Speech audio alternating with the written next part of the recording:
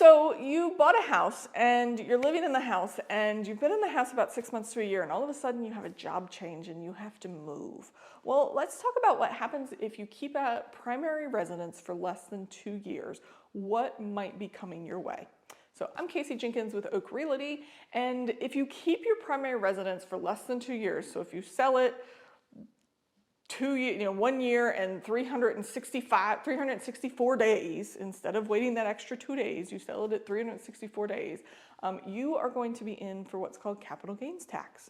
And capital gains tax, the way it works is you take what you bought the property for, you add in what you added to the property. So say you did $10,000 worth of work to the house and you have all the receipts, keep the receipts. You add in that, and then you get the number of how much you put into the house, basically. You can take what you sold the property for, subtract that number, and that's what you're going to pay. Oh, and subtract all of the commissions and the closing costs and things like that, and that's what you're going to pay capital gains tax on. I can't tell you exactly what the capital gains tax is going to be. It varies depending on how much you make and what's on your, what's on your tax form and all of that. Your tax accountant can help you with that, but it's not a small amount. It's not a teeny tiny amount. It is a very large amount of that money. Now, if you break even, so say you bought the house and now we're just trying to break even with you of what you owed and what you put on it and all of that, of course you're not going to own capital gains because you broke even.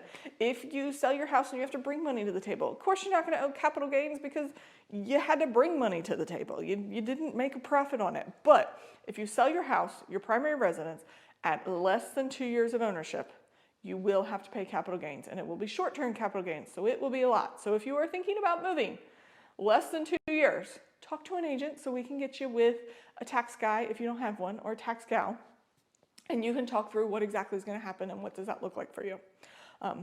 Also, if you're thinking about moving at less than 2 years and you're just moving in town and you can keep the house, well, keep the house and rent it for a little while so you can get past that capital gains and then you can sell the house. There's multiple ways to help you work through the capital gains piece, but I understand life happens and sometimes we got to move quick. Sometimes we move in and we think we're going to be here for 5 to 10 to 15 years and all of a sudden a job changes, a sickness happens, something happens and we got to move and we find ourselves getting out of it. And that's where an agent can go, hey, yes, it appreciated to this, and if it appreciated to the point where you're making some money, we can go, hey, it's time to talk to a tax guy and see what you're going to pay off of this. And see, is it worth us not just helping you break even on this, or is it that it hasn't appreciated enough and you're going to break even and life will be good and you won't have to worry about capital gains tax.